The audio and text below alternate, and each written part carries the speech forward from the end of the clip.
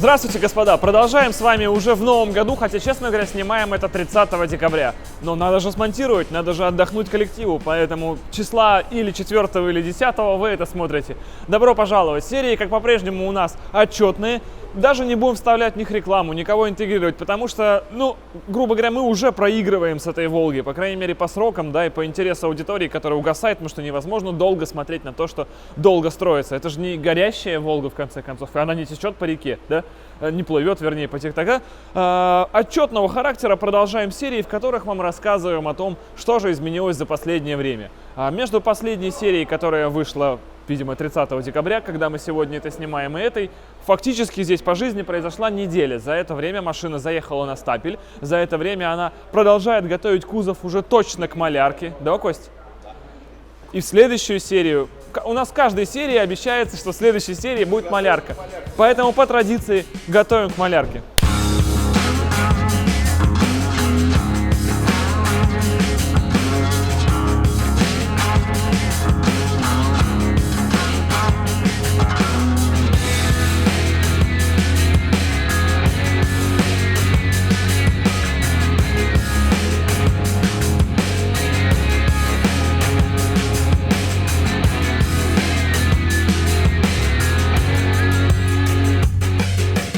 Итак, Костя, всех интересует только один вопрос. Когда малярка? Когда первый выезд? И так далее. Но по выезду это, если не к тебе, грубо говоря, вопросы, да, то к тебе вопросы, когда нам будет выдан некий кузов. И почему он снова на стапеле? Хотя стапель здесь был уже... Да, он уже был 2 раза как минимум здесь, и 1 раз должен был быть в первом месте. Так. Значит, у нас кукушка поехала, крыша. Поэтому мы, собственно, все это нормально, да. Поэтому мы все переставили обратно, так как должно быть. Теперь у нас с крышей полный порядок, не течет, не съехала. Так. Значит, это самое. Геометрию мы поймали, сейчас подровняем крылышко. Константин вам просто этим пытается сказать, что свод крыши у Волги теперь ровно идеально ГОСТовский, а был немного... Двинутый. То есть ось крыши была смещена относительно... если коробочка, да, было вот так. Угу. Да, сейчас это так должно быть. В общем, да, крыша была поехавшая в эту сторону, мы ее выставили обратно как положено, она теперь ровненькая, пока еще не идеальная, но очень близкая к тому. Так, Все. это удалось достичь чем? Тем, что мы распилили стойку правую, центральную, которую делали другие люди, которые ее сварили тоже криво-косо, от нее, собственно, все и пляшет. Собственно, мы ее переставили как положено в номинал. Теперь все на месте как положено. Не устаю повторять вопрос, который, наверное, будет задавать любой адекватный человек. А зачем так много раз все это пилилось, переставлялось? Потому что... Почему это нельзя было сделать сразу? У меня такой же вопрос. Так. Потому что, скорее всего, те ребята, которые впервые взяли этот автомобиль... Первое правило любого слесаря... Обосри другого. Так, это работаем. Нормально. Давай, теперь говори. Всем следующим привет. Да. Значит, соответственно, они ее всю перекроили, она была... Ты же понимаешь, что заканчивать проект будет Серега. Понятно, Серег, тебе привет. И у отдельный. тебя не будет возможности ответить ему еще раз туда. Потому что он будет финалить и как бы... Не, после того, как он перекосит весь кузов обратно, весь его перецарапает, я ему опять передам привет. Хорошо. Да, то есть запишем по скриптам. По скриптам. Хорошо. Суть не в этом. Она была битая много-много раз со всех сторон. В морду, в жопу и даже крышу в том числе. Поэтому, собственно, делали ее колхозным методом, как могли в советское время, похоже, специалисты. Поэтому чем было, из говна и палок ее лепили. Соответственно, нам она досталась тоже не очень в хорошем состоянии, мягко говоря, да. Все приложили руку потихонечку, в разных местах, видать, разными руками, поэтому оно все, пуговицы пришиты насмерть, не оторвешь, да. К рукавам претензии есть, пришиты насмерть, не оторвешь. Так. В общем, мы этого Франкенштейна приводим в человеческий вид, да, то есть нам пришлось его всего перекроить, чтобы и стяжек было не видно, и, собственно, вот ровненький был весь, не кривой, с прямой улыбчивой рожей. Соответственно, мы все это перекроили, поставили, сделали из него уже нормальный скелет. Сейчас мы его облагородим и по новой перетянем, будет свежий и красивый.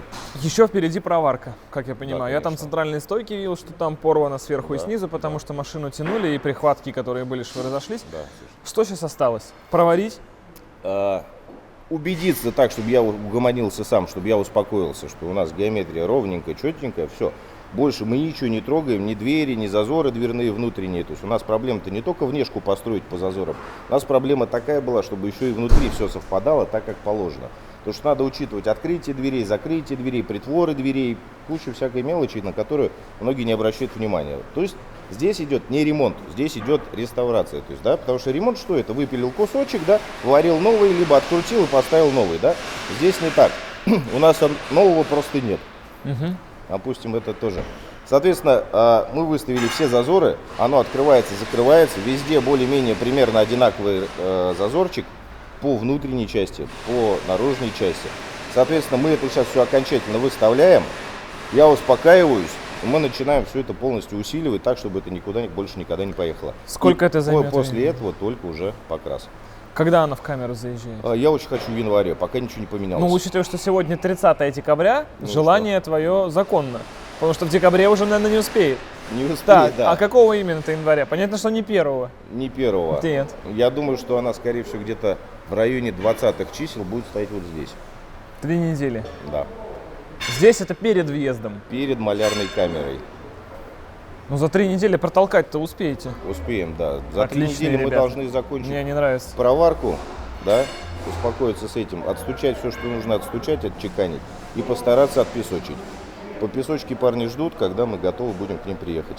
Хорошо. Соответственно, осталось не так много, загладить ее всю, почистить, вперед ура красить.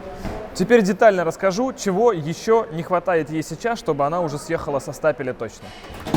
Смотрите, какая уже начинается красота, эффект салона, да, это как бы такой маленький микрошажок, и понятно, что вот эта деталь, руль, это последнее, наверное, что в этом салоне встанет на свое место, потому что новый руль устанавливаться будет уже в самом конце, чтобы он просто не испачкался и так далее. Ну, это, грубо говоря, уже небольшая проблема, рулей навалом. Сейчас стоит торпеда. Стоит она здесь без подпиливания, оригинальная торпеда. Она просто сюда встала. Если там по той стороне у нас зазор есть и можно ничего не делать, то подпиливать ее все-таки в этом моменте придется, потому что здесь она стоит все, стык в стык с металлом. А здесь еще существует некий уплотнитель. Таким образом, если он ставится сюда, торпеда уже не влезет. Это раз. Ну и два, в любом случае, вот так ее оставлять нельзя, это все будет просто скрипеть, потому что этот кузов никогда не был и не будет жестким. Он все равно будет играть на ямах в любом случае. Он живой. Поэтому нужно везде оставлять зазоры или прокладывать так, чтобы детали имели свободный ход и не терлись друг об друга. Но это уже признак того, что мы наконец-то получаем какую-то геометрию, которая вот из тех вот чертежей, которые сейчас наклеены на багажнике, ну уже примерно отсюда выскакивает. Отсюда, вернее, отсюда туда, вот и здесь. И поедем. Ну, как и все в этой машине. Что ж, однажды эта штука поедет. Я реально уже очень в это верю. Давайте все-таки 9 мая 2020 года. Да, недособранная, да, с каким-то там еще более-менее только 2 контакта накинуты, но уже тунь-тунь-тунь, вот это вот она делать будет. И уже куда-то там ускочит, потому что если не ставить таких задач, то, наверное, бессмысленно вообще делать проекты. Уже будет она точно черная, это то, что мы знаем. Я думаю, что еще не будет работать ни печка, ничего, не будут какие-нибудь просто вот тумблера, которые один вперед, второй там назад и так далее. Мы пытаемся куда-то двигаться. Все, что нам нужно, тормоза, вкинуть электрику.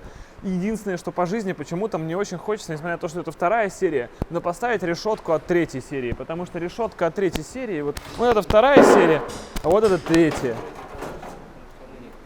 Но китовый ус, он вечен, он всегда крут. 2-й серии она была просто или крашеная в цвет, или вообще черная никакая была. Так что срок установлен, договорились, или лох, или победил. Спасибо вам огромное, что смотрели эти серии. Следующая уже не за горами, потому что мы будем продолжать вас информировать в таком вот как бы никчемном формате, но тем не менее, давая вам понять, что Волга жива, и ей скоро будет хорошо. Удачи вам! С наступившим, получается, вас уже Новым годом. Не знаю, в какой раз, в каком видео я это повторяю. И пока. У нас залет. У нас залет, прекрасно. Вот, ну. С китовым усом. Ну, Он говорит, Андрюха говорит, что на 3 миллиметра ниже. в смысле, сам китовый ус по себе? Чем вот это решето, да. А как их обычно меняют тогда в природе? Ну, значит, не будет. Я сказал, что хочу, но не факт, что получится. Ну, я тебе просто, да, то есть мы его будем пробовать приложить. Если он станет по-человечью, хорошо. Если нет, то как бы... Ну, край серебрянка этот покрасил. Все, у нас же мощный проект. Хром. Серебрянка есть у меня в сарае. Обещали дать контакты хрома чуваки, которые его делают нормально, типа. Было бы здорово. Было бы здорово. А еще мне ручки надо найти. Вот. И это все.